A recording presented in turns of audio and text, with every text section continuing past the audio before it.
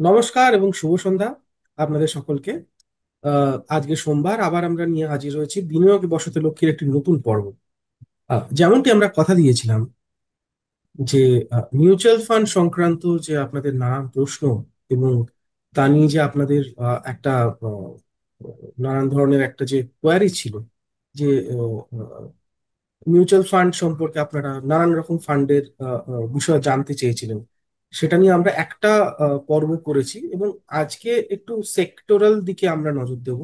একটু বিভিন্ন ধরনের মিউচুয়াল ফান্ড, যেরকম প্রথম মিউচুয়াল ফান্ডের প্রথম যে পর্বটা হয়েছিল তাতে আমরা large cap, mid cap, small cap, large mid এগুলো নিয়ে আমরা মূলত কথা বলেছি, ফ্লেক্সি ক্যাপ। আজকে আমরা হাইব্রিড ফান্ড এবং ইএলএসএস ফান্ড নিয়ে কথা বলবো।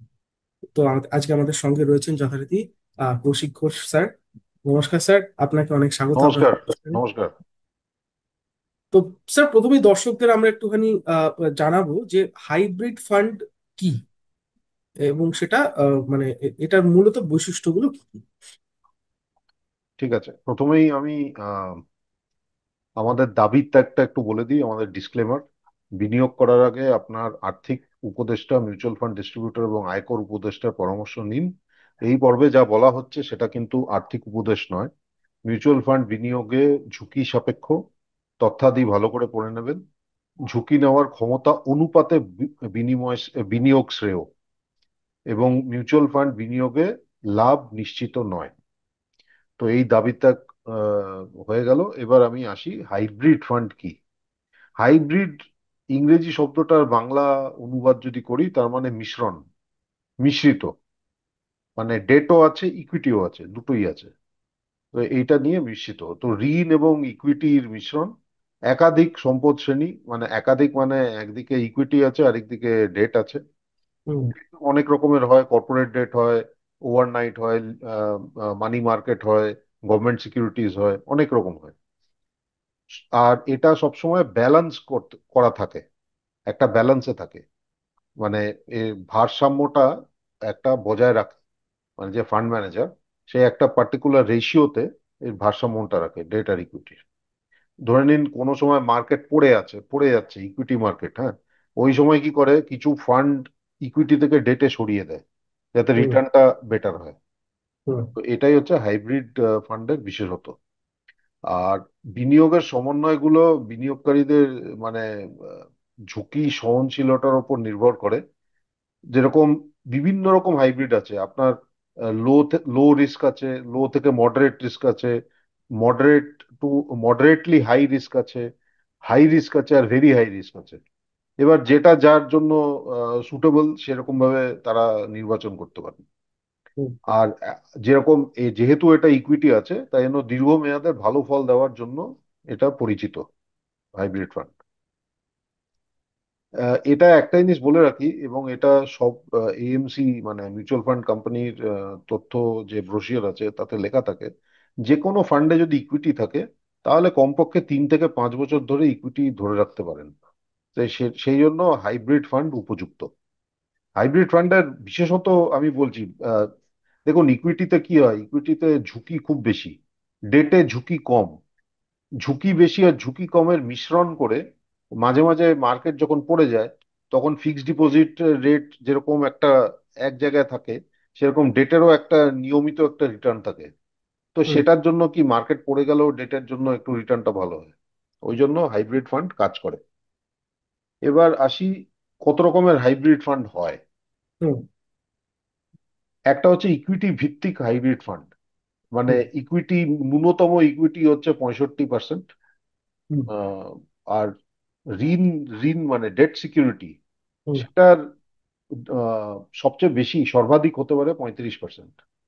তো এটাকে বলে ইকুইটি ওরিয়েন্টেড হাইব্রিড ফান্ড।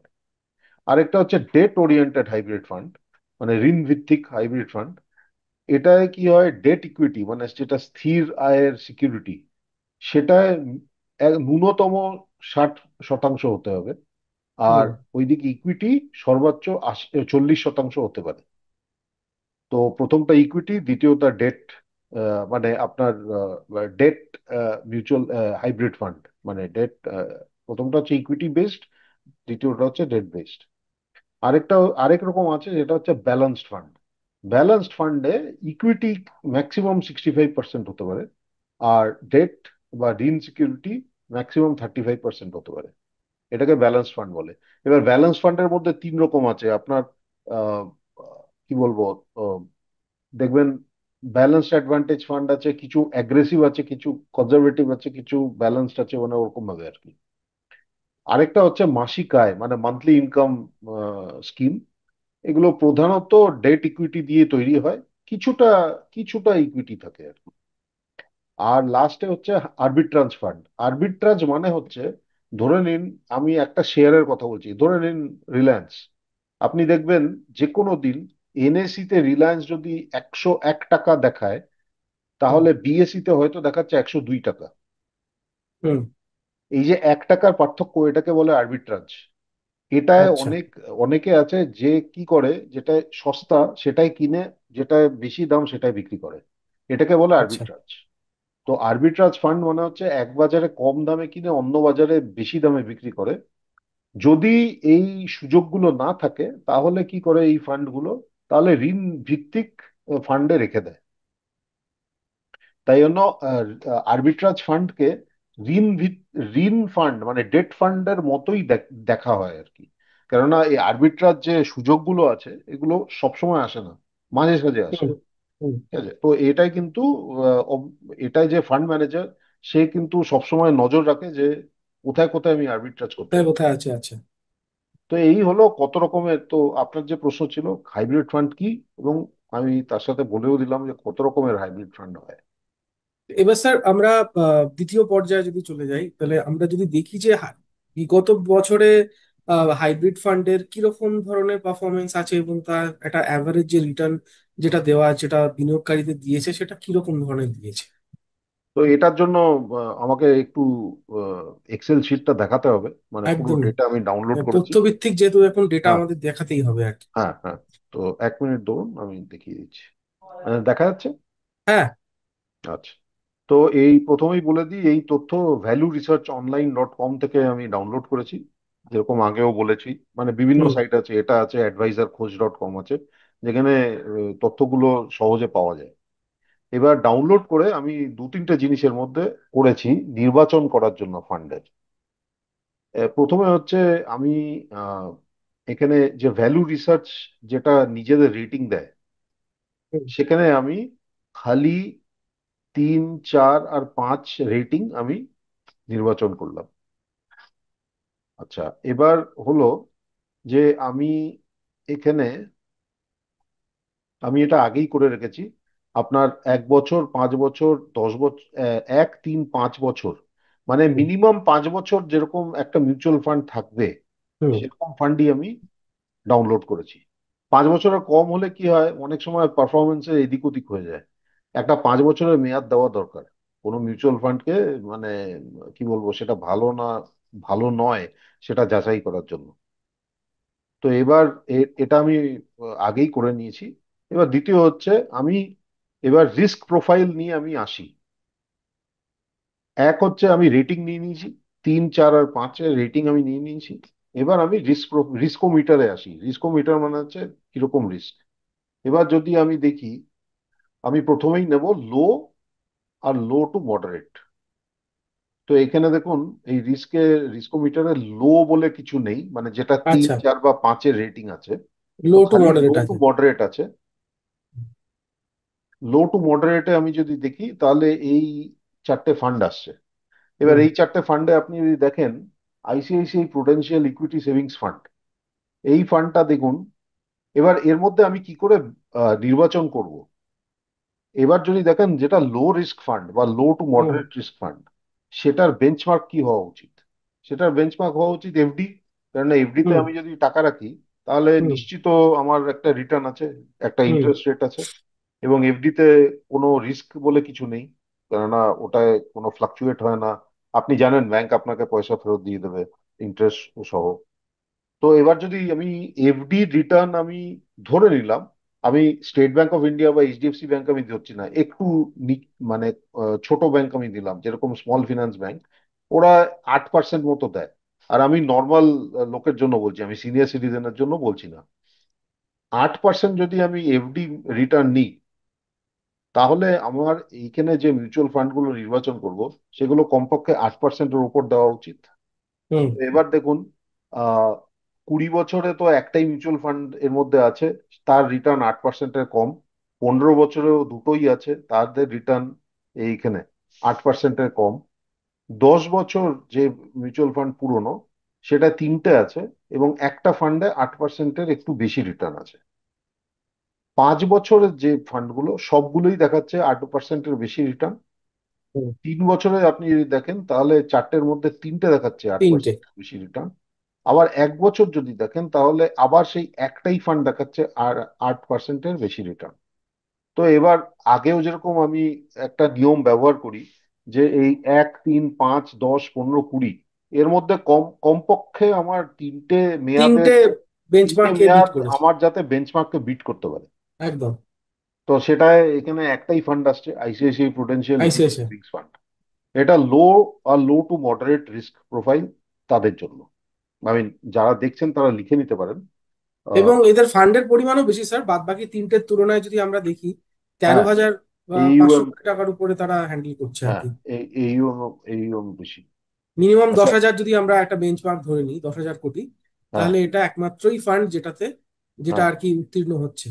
হ্যাঁ, এই একমাত্র ফান্ড আছে, এবং আপনি যেটা বললেন, এটার এইউএম ও অনেক বেশি। বাকিগুলো হুম। হাজার হাজার কোটি টাকার কম, এটা 13,500 কোটি টাকার। তাই জন্য লো টু মডারেট রিস্কে হাইব্রিড ফান্ড আমি বলবো ICICI Prudential equity savings fund আপাত হুম। দৃষ্টিতে সবচেয়ে ভালোই লাগছে। এটা হুম। আবার বলছি, এটা কোনো রেকমেন্ডেশন নয়, আপনি আপনার মিউচুয়াল ফান্ড ডিস্ট্রিবিউটর বা ফিনান্সিয়াল অ্যাডভাইজার বা ট্যাক্স অ্যাডভাইজারের সাথে পরামর্শ করে নিন। একদম। আচ্ছা, এবার আমি যদি নেক্সট নেক্সট স্টেপ কি, নেক্সট স্টেপ হচ্ছে মডারেট আর মডারেটলি হাই, এই ক্যাটাগরিটা হুম। আমি দেখবো। এই মডারেট থেকে মডারেটলি হাই, এখানেও আপনি, এখানে এবার এখানেও আপনি যদি দেখেন, আমি 8%টাকে আমি কাট অফ রেখেছি, কারণ এটা moderate risk, moderately high risk. ঠিক হুম। আছে। তো এবার 8% যদি কাট অফ রাখি, আপনি যদি দেখেন এখানে 20 বছর রিটার্নে প্রায় 1, 2, 3, 4, 5, 6, 7, 8, আটটা ফান্ড আছে। 15 বছর রিটার্নে আপনার 4, 2, 6, 7টা ফান্ড আছে। 10 বছরে যদি 8%-এর বেশি হয়, তাহলে এটা 6, 7, 7খানা ফান্ড সাতটা। আছে। 5 বছরে প্রায় সবগুলোই ফান্ড আছে। তিন তিন বছরেও বছরেও প্রায় তাই। সবগুলো। 3 বছরেও তাই। আবার 1 বছরে দেখুন, হঠাৎ কমে গেল। কেন বলুন তো? কারণ এই বিগত 1 বছর, মানে আজকে আপনি দাঁড়িয়ে আছেন হচ্ছে 23শে জুন, তাই তো? হুম। 23শে জুন আপনি যদি পিছনে দেখেন, তার মানে 24শে জুন থেকে এই ডেটাটা আছে। এটা তো 20 জুনের ডেটা, তার মানে ওখানে হুম। 21 জুন। এবার 21 জুন থেকে 20 জুনের মধ্যে কি হয়েছিল? মার্কেট সবচেয়ে মার্কেট। উঁচুতে গেছিল, এবং আবার সব থেকে নিচে ধাপ এসছে। করে পড়েছিল, অনেক মাস, 6 মাস ধরে পড়েছিল। একদম একদম। হ্যাঁ, তো এবার যেহেতু এটা হাইব্রিড ফান্ড, এবার কি হচ্ছে, ইকুইটি কম্পোনেন্টের রিটার্নটা অনেক কমে গেছে, হুম। হয়তো হুম। হুম। নেগেটিভেও আছে কিছু ফান্ডে। তাই জন্য হঠাৎ দেখছেন ওই 3 বছর আর 1 বছরের মধ্যে পার্থক্যটা দেখুন। হুম। তো এবার দেখুন, যে কটা ফান্ড 1 বছরেও 8%-এর উপর দিয়েছে, কটা হুম। আছে এর মধ্যে? পাঁচ, আপনার পাঁচটা। 5খানা ফান্ড আছে। ঠিক আছে। এবার দ্বিতীয় নিয়ম কি আমার? দ্বিতীয় নিয়ম হচ্ছে, আমি এইউএম দেখবো। এই হচ্ছে আমার, আমি এইউএম দিয়ে আমি সর্ট করে নিয়েছি। আমি হুম। 1,000 কোটি টাকার উপরের এইউএম গুলোকেই আমি দেখবো। দৌড়ছি, হ্যাঁ। এবার দেখুন, এর মধ্যে অনেকগুলোই আছে। আমি যদি তিনটে দেখি, তিনটে মেয়াদে ভালো, মানে বেঞ্চমার্ককে বিট করেছে, তাহলে ওপর থেকে যদি পড়তে থাকি, প্রায় সবগুলোই আছে যেগুলো 1,000 কোটি টাকার ওপরে। হুম। প্রায় সবগুলো আমি বলবো, প্রায় সবগুলো, সবগুলো হ্যাঁ। নয়। যেরকম আপনার এই একটা ফান্ড আমি দেখছি, যেটা খালি দুটো এইচএসবিসি মেয়াদে, ব্যালেন্স হ্যাঁ, অ্যাডভান্টেজ। এটা খালি দুটো মেয়াদে মানে বেঞ্চমার্কের উপরে গেছে। বাকি হুম। মোটামুটি সব ফান্ড গুলোই 1,000 কোটি টাকার ওপর, হুম। সবগুলোই আপনার বেঞ্চমার্ককে বিট করেছে। হুম। Kotak equity savings, HDFC equity savings, HDFC hybrid debt, DSP dynamic allocation, DSP equity savings, UTI conservative hybrid, HSBC balanced advantage, তারপর আপনার Mirae asset equity savings, Aditya Birla, তারপর আপনার ক্যানারা রোবেকো। ক্যানারা রোবেকোটা 1,000 টাকা, 1,000 কোটি টাকার একটু কম, সেটাও ধরতে পারেন। তো হুম। এইগুলো হচ্ছে moderate to moderately high risk এখানে। এবার আমি এর মধ্যে বুঝিয়ে দিলাম যে কেন এই ইকুইটি আর হাইব্রিডের এই পার্থক্যটা, বুঝতে পারছেন তো? হুম। এর মধ্যে কিছু ফান্ডই আছে যেটা কিন্তু এই মার্কেট নিচে, অনেকখানি নিচে যাওয়ার সত্ত্বেও আপনার বেঞ্চমার্কটাকে বিট করেছে। 8%-এর উপরে তার রিটার্ন মানে দিয়েছে। ভারসাম্যটা ওরা ঠিক মতো করতে পেরেছে, ডেট আর ইকুইটি। হুম। হুম। এবার চলে আসি লাস্ট ক্যাটাগরি, সেটা হুম। হচ্ছে হাই রিস্ক আর ভেরি হাই আর রিস্ক। Very high cost. এবার এর মধ্যে বাকি সবগুলোই ঠিক আছে, মানে আপনার 5 বছর, ন্যূনতম 5 বছর থাকতে হবে ফান্ডের বয়স, ওগুলো সব হুম। আছে। এবার এর মধ্যে আমি বেঞ্চমার্ক কি ব্যবহার করব? এটা দেখুন, হাই থেকে ভেরি হাই রিস্ক, তার মানে আমার বেঞ্চমার্ক হওয়া উচিত ইকুইটির মতো বেঞ্চমার্ক। হুম। এবার যদি আমি দেখি, আপনি যদি দেখেন 10 বছর নিফটি, 10 বা 15 বা 20 বছর লং টার্ম নিফটি রিটার্ন 12% এরকম, হুম। 12 থেকে 13%, আমি 12% ধরেছি। তার মানে আমার এই ফান্ডগুলো যদি নির্বাচন করতে হয়, তাহলে আমাকে 12% ন্যূনতম রিটার্ন পেতে হবে। হুম। তো এবার আমি চলে যাই কুড়ি কুড়ি বছরের রিটার্নে। 20 বছরের রিটার্নে দেখুন, অনেকগুলো ফান্ড আছে যেগুলো 12%-এর উপর দিয়েছে। আবার আপনি 15 বছরের রিটার্নে যান, বেশ কয়েকটা আছে যেগুলো 12% দিয়েছে। 10 বছরও বেশ কয়েকটা। হ্যাঁ, 10 বছরেও বেশ কয়েকটা আছে। দেখবেন 5 বছরেও বেশ কয়েকটা আছে, এবং এটা আমি আবার ব্যাখ্যা করে দেবো কেন এরকম প্রায় আছে। সব কটাই। হ্যাঁ, এবার 10 বছর অনেকগুলো আছে, এবার 5 বছরে আপনি ঠিকই বলেছেন, প্রায় সবকটাই। কেন বলুন তো? কেননা 5 বছর আগে আপনার যদি মনে থাকে, করোনা হয়েছিল, হ্যাঁ। তখন মার্কেট অনেক পড়ে গেছিল। এবং 27,000-এ নেমে গেছিল। হ্যাঁ, এবার ওখান থেকে মার্কেট অনেক উঠেছে। তার মানে ওখানে থেকে যদি আমি দেখি, তাহলে তো মার্কেট উঠতেই হবে কত। একদম। তাই জন্য প্রায় সবগুলো ফান্ডই দেখাচ্ছে, সবগুলো না, প্রায় নয়, আমার মনে হয়, হ্যাঁ প্রায়, তার মধ্যেও তিনখানা আছে যেগুলো দেয়নি আর কি। তো হুম। এবার দেখুন, প্রায় সবগুলোই দেখাচ্ছে যে আমি রিটার্ন দিয়েছি 5 বছরে। এবার দেখি 3 বছর। সেটাও প্রায় সব কটা। হ্যাঁ, কেন বলুন তো? এটারও একটা কারণ আছে। আপনার যদি মনে থাকে, 2022-এর ফেব্রুয়ারিতে রাশিয়া ইউক্রেন রাশিয়া ইউক্রেন যুদ্ধ যুদ্ধ শুরু শুরু হয়েছিল। হয়েছিল। তখন মার্কেট তারপর হঠাৎ করে মার্কেট অনেকটা পড়ে প্রায় গেছিল। 3 মাস নিচে ছিল। হ্যাঁ। 3 মাস, একদম। মানে অনিশ্চয়তার জন্য বিভিন্ন জিনিস। ওর হুম। মধ্যে হুম। আপনার যদি মনে থাকে, করোনারও সেকেন্ড ওয়েভ না থার্ড ওয়েভটা এসেছিল থার্ড ওই থার্ড সময়। ওয়েভ চলে এসেছিল। হ্যাঁ, একটা ভয় ছিল ওই সময়, একটা হুম। হুম। অনিশ্চয়তা ছিল। তাই জন্য আবার মার্কেট নিচে পড়েছিল। তাই হুম। জন্য ওখান থেকে আবার উঠেছে। তো এবার তাই জন্য দেখবেন প্রায় সবগুলো ফান্ডই রিটার্ন দিয়েছে। হুম। এবার আমি আসি 1 বছর।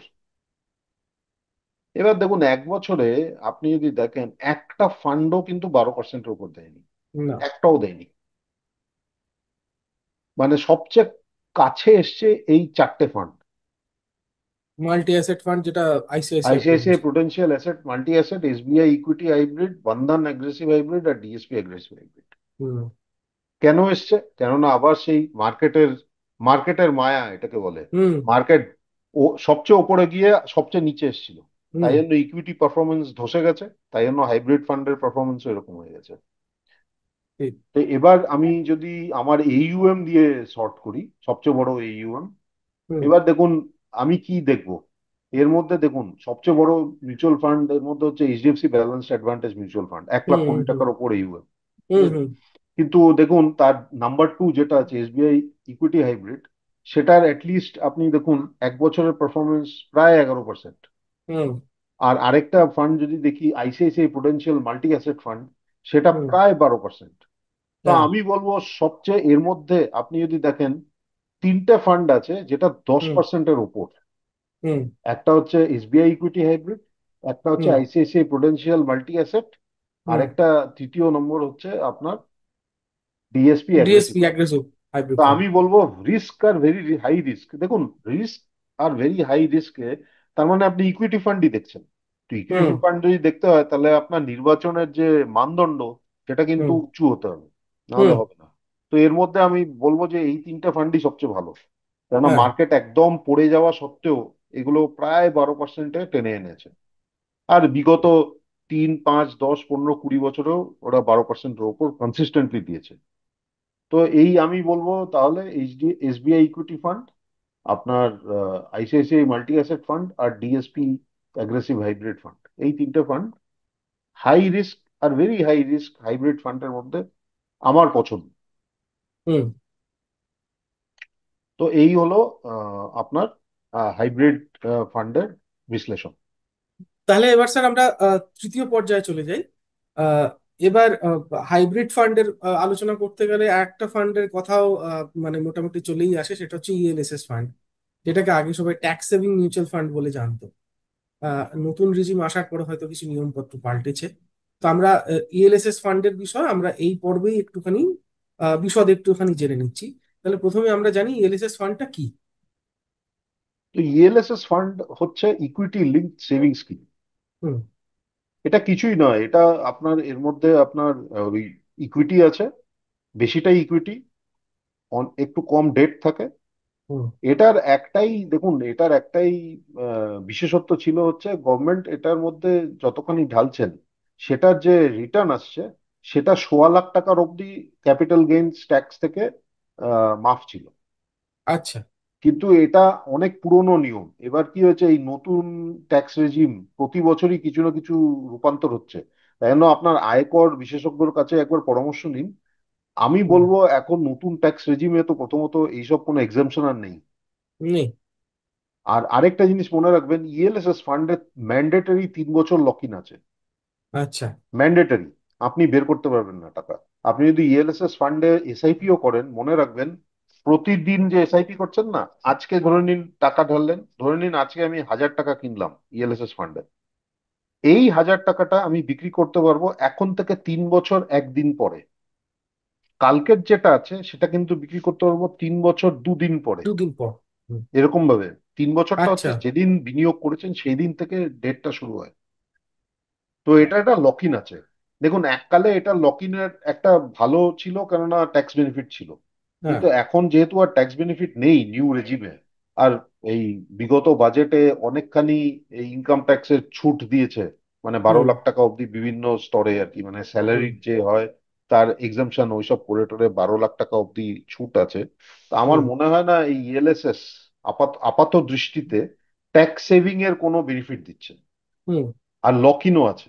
কিন্তু আচ্ছা। একটা জিনিস হচ্ছে দেখুন, লক ইন মানে 3 বছর, তো 3 বছর পর আপনার লং টার্ম ক্যাপিটাল গেইনসই হবে, হুম। যেটা শর্ট টার্মের চেয়ে স্বাভাবিক। অনেক কম। হুম। ঠিক আছে। এবার আমি তাড়াতাড়ি তাই জন্য ইএলএসএস এর ওপর আগে যেরকম ইএলএসএস নিয়ে অনেকেই চর্চা করতো যে ইএলএসএস এর টাকা ঢালবো, আমার মনে হয় এই আগামীকালে মানে এই বছর পরের বছর পরের বছরও দেখুন বাজেটে নিশ্চয়ই এরা কিছু রদবদল আনবে। ট্যাক্স প্রতি হুম। বাজেটেই কিছু না কিছু এনে যাচ্ছে। কেননা হুম। সরকারের অবজেক্টিভ হচ্ছে মানে উম, যেটা ফাইনাল হচ্ছে সবাইকে নিউ ট্যাক্স রেজিমে শিফট করে দেবে, আমার আমার তাই মনে হয়। মানে যেখানে বেসিক্যালি কোনো এক্সাম্পশন নেই, আপনার ট্যাক্স রেট কম হবে কিন্তু কোনো এক্সাম্পশন নেই কিছুতে। হুম। তো এবার ব্যাপার হচ্ছে যে যদি তাই হয় আগামী 2-3 বছরে, এবং আমাদের সরকার মানে যে কোনো সরকারি নিয়ম বদলে দেয়, এবং হুম। হুম। নিয়মটা খালি এখন থেকে নয়, পেছন থেকেও, হুম। রিট্রোস্পেক্টিভ যেটাকে বলে। এবার কোনটা যে কোন নিয়ম বদলে দেবে, তাই জন্য হুম। একটু ট্যাক্স বাঁচানোর জন্য আপনি যদি 3 বছর লক ইন করে রাখেন, তারপর দেখলেন 3 বছর পর আর ট্যাক্স বেনিফিটই পাচ্ছি না বা অন্য নিয়ম হয়ে গেছে, সেটাই আমার মনে হয় না খুব একটা লাভ। লাভ অবশ্য কিছু হবে। আমি যখন এটা অ্যানালিসিস করলাম আমি দেখলাম যে ইএলএসএস ফান্ড কিন্তু সত্যিই ভালো রিটার্ন দেয়। তাই হুম। জন্য আপনি যদি ট্যাক্স ফ্যাক্স ভুলে যান, যদি অ্যাকচুয়ালি রিটার্নের অনুযায়ী দেখেন, তাহলে কিন্তু হুম। ইএলএসএস ফান্ড সত্যিই ভালো রিটার্ন দিয়েছে। হুম। এবং যে ম্যান্ডেটরি 3 বছর লক ইন, তো তাহলে একটা সুবিধা হচ্ছে আপনি এটা বারবার রোজ দেখবেন না যে এটা থেকে বেরোবো না যাবো, বেরোবো না হুম। যাবো। হুম। হুম। একবার ঢুকিয়ে আপনি চুপচাপ বসে থাকুন, 3 বছর পর মনে হয় বিগত ট্র্যাক রেকর্ড থেকে ভালোই রিটার্ন দেবে। তো আমি হুম। একটু এক্সেল শিটটা আমি শেয়ার করছি। তো আবার বলে দিই যে ডেটা উপরে লেখাই আছে, ভ্যালু রিসার্চ অনলাইন থেকে ডাউনলোড করা আছে, 20 জুন হুম। এ ডাউনলোড করা, আমি একটু আগে এটা নিয়ে প্রিপেয়ার করে রেখেছি। আর এগুলো সব ইকুইটি এলএসএস। এর মধ্যে আপনার রিস্কোমিটার সবগুলো নিলে অনেক লম্বা লিস্ট হয়। হুম। তো প্রথমেই আমি আমি ওদের রেটিং রেটিং মানে ভ্যালু রিসার্চের রেটিং অনুযায়ী আমি 3, 4 আর 5 হুম। আমি নির্বাচন করলাম। তারপর রিস্কোমিটারে আমি যদি দেখি, এটা সবার রিস্কই হাই, ভেরি হাই। হুম। ভেরি এটার হাই। মধ্যে লো রিস্ক বলে কিছু নেই। আর একটা জিনিস হচ্ছে, এটার মনে কোনো এক্সিট লোড বলে কিছু নেই, কেননা তিন আচ্ছা। বছর ম্যান্ডেটরি লক ইন, তাই জন্য কোনো এক্সিট লোডের ব্যাপার নেই। এবার আমি যদি দেখি, আপনি যদি দেখেন বিগত 20 বছরের রিটার্ন, যে ফান্ডগুলো আছে 3, 4 আর 5 রেটিং এর, তারা হুম। সবই 12%-এর উপর রিটার্ন দিয়েছে। 15 বছর যদি দেখি, এবার এখানে যেগুলো কোনো নাম্বার দেখাচ্ছে না, এটার মানে হচ্ছে এই ফান্ডটা ছিলই না ওই সময়। 15 বছর আগে ছিল না। ছিল না। আমি 5 বছর অব্দি নির্বাচন করেছি, মানে যেটা হুম। ন্যূনতম 5 বছর ফান্ডটা হুম। আছে আর কি। তো এখানেও দেখবেন যে প্রায়, প্রায় নয়, সবগুলো ফান্ডই 12%-এর উপর দিয়েছে। হুম। আবার যদি 10-এও দেখি, হুম। সেখানেও দেখুন প্রায় সবগুলো দিয়েছে, খালি তিনটেই দেয়নি প্রায় বারো সব কটা, হ্যাঁ। পার্সেন্টের উপর। 5 বছরে তো আপনাকে বললাম আগে, মানে ওই ইয়েতেই, দেখুন সবগুলোই করোনা দিয়েছে। আর ইয়ের কারণে আর হ্যাঁ, কি। হ্যাঁ। আর 3 বছরেও তাই, 3 বছরেও তাই। এবার মজা দেখুন, মজা হচ্ছে 1 বছরে। একটাই ফান্ড, পারাপারিক। যে 12%-এর উপর দিচ্ছে, মার্কেট ধসে, মার্কেট সবচেয়ে উঁচু থেকে সবচেয়ে নিচে আসা সত্ত্বেও এই একটাই ফান্ড বারো দিচ্ছে পার্সেন্ট বারো রিটার্ন দিয়েছে। পার্সেন্টের উপর। এবং এটার এইউএম 5,000 কোটি টাকার ওপর। দেখুন এর মধ্যে অনেক ফান্ড আছে। এবার দেখুন অদ্ভুত ব্যাপার, যে ফান্ডটা কোয়ান্ট ইএলএসএস ট্যাক্সেবল ফান্ড, যে হুম। ফান্ডটা আপনার কোনো বছর 12% এর কম দেয়নি, সেটা হুম। 1 বছরে minus ten minus ten percent percent তো এটাকে বলে এই, মানে আপনার ফ্লাকচুয়েশন যেটা আছে, ঠিক আছে, হিউজ। হিউজ। তো আমি বলবো, যদি আপনার শান্তিতে ঘুম ঘুম চাই, তাহলে তো হুম। আমি বলবো এই একটাই ফান্ড আমি দেখছি, সেটা হচ্ছে পারাক পারিক, পারাপারিক। হ্যাঁ, ইএলএসএস। আর যদি তাই না হয়, আপনি যদি দেখি লার্জেস্ট টু স্মলেস্ট আর কি আছে, হ্যাঁ, আইসিআইসিআই প্রুডেন্সিয়াল ট্যাক্স সেভার, আর এইচডিএফসি ইএলএসএস ট্যাক্স সেভার, বাস। আমি বলবো এই তিনটে ফান্ডই আপনি দেখুন, কেননা এই যে ম্যাসিভ সুইং, মানে যেটা হুম। উপর থেকে নিচ আসা, হুম। মানে এটা তো আমি বলবো, আমি আমি যদি হতাম, হুম।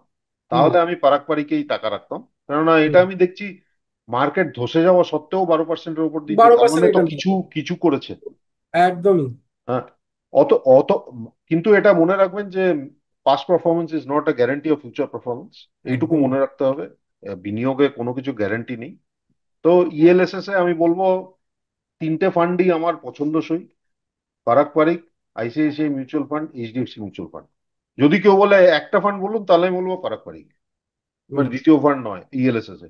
কেননা মার্কেট ধসে যাওয়া সত্ত্বেও, দেখুন, মার্কেট যখন খুব ভালো চলে না, সবাই ভালো করে।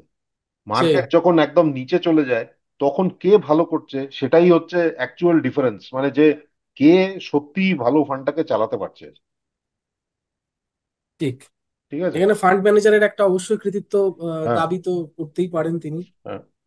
তবে স্যার আমি যেটা আরেকটা বললাম, জিনিস। দেখুন, আপনি যদি দেখেন ইএলএসএস ফান্ড গুলো, প্রায় সবগুলোই কিন্তু ভালো রিটার্ন দিয়েছে হুম। বিগত হুম। এত এত মেয়াদ গুলোতে।